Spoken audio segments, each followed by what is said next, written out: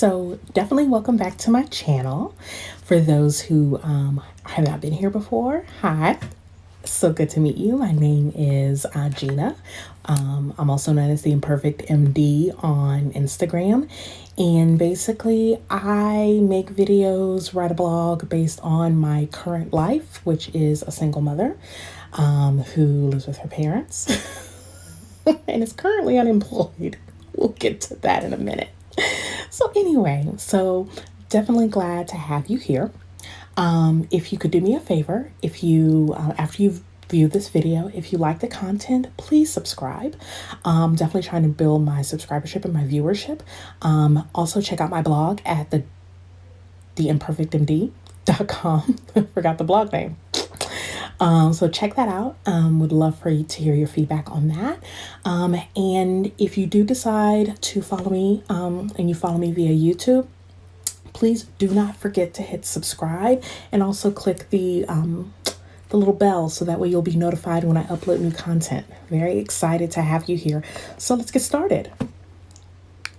So one of the questions that has frequently been appearing in my VM is, hey, Gina, what's up with your hair? So if you have been following me, you'll notice that on my in-clinic posts, I typically post a picture of myself with Sisterlux. I wear wigs sometimes, and then I also wear my natural hair. So I've been getting a lot of questions to share my hair journey. How did I get from point A to point B? So I decided that this would be a really good topic to share via video, and decided to start the process today. So as with anything, the process is a journey. And so I'm not going to be able to cover it all in one vlog. I just can't do it. I don't have enough time. So I decided to break it down into parts. And so we're going to start with the first part. Hopefully you guys will be interested and like it. And if you do, I'll create the other parts. How about that? So this first part I'd like to title How a Delta Kept This AKA Natural. So I decided to go natural when I was in medical school. A cousin of mine had actually gone natural before and has suggested that going natural in medical school was the best time because I not only was going to be moving to a new city and wasn't really going to have an established stylist, but two, I really wasn't going to have as much time as I thought to take care of my hair. And so her suggestion was, you're going to likely be in braids anyway, so why not go natural and use braids as your transition style? So I liked that idea, and so that's what I did. So moving to Atlanta was very scary because I was really away from home without any support system for the first time in my life. Usually I had lived places where family was close, but in Atlanta, I didn't know anyone, no one knew me. So when I started out at orientation, I ended up gravitating to a young lady that I actually had met while I was on the interview circuit, and decided that she was going to be my new best friend.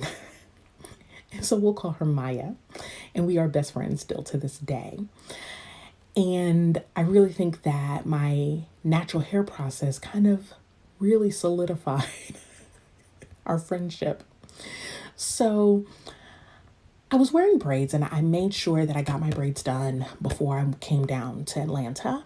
And when I was in Atlanta, I started looking for someone to do my braids. And I found this wonderful lady.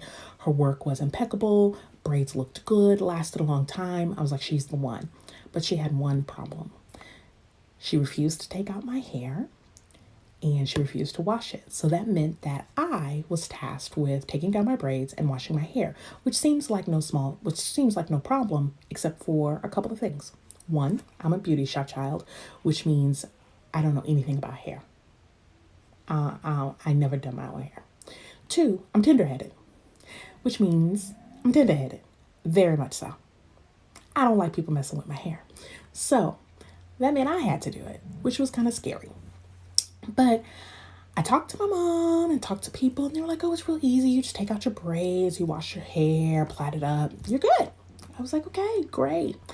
So I had an appointment to get my hair braided, rebraided on a Sunday because I didn't want to take off from school because I'm a good student.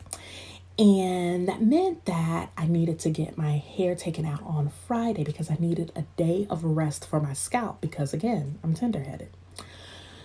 So that Friday, we had a week-long test series, and I was tired, but I had to get my hair done. So I took out my braids Friday and managed to get my hair washed.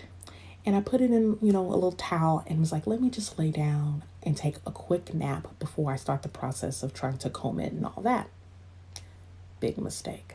That nap turned into me going to sleep. So at 8 o'clock the next day, around 8 or 9, on Saturday, I wake up to a hot mess of my hair just bound to my scalp. And I had no idea what to do. So I started trying to comb through it and couldn't. Broke 2 combs and started crying because it hurt. I was tired. I was fed up. I had been up all night and I hadn't done what I was supposed to do and I didn't know what to do next. So I called my friend Maya and said, I need you to bring a relaxer, a Just For Me perm, something from CVS, Walgreens, something. Bring it and come relax my hair because I don't know what I'm doing and I can't go natural. I can't do it because I have no idea what I'm doing. So she literally got in her car and drove from Marietta all the way to my apartment and laughed at me because I was being extra and hysterical. Now, she's a Delta and I'm an AKA. And if you know anything about African American sororities, you'll know that Deltas and AKAs have a very healthy rivalry. So she came in and she immediately got to work. She started calling several of her sorority sisters and was finally able to get one of them on the phone, who was natural, and asked her, okay, this is what we got going on. What can we do? Thank God for her. So she told me the tips that I needed, which was to re-wet my hair, use tons of conditioner, comb through it with a wide tooth comb, keep combing through it until it goes through easy, then rinse my hair, wash it, condition it, put in leave-in conditioner, and then plait it. Okay. So my friend Maya and me got into the bathroom and got to work. And we got through it. It took a long time. There were a lot of tears because, again, I said I was tender-headed, but we did it.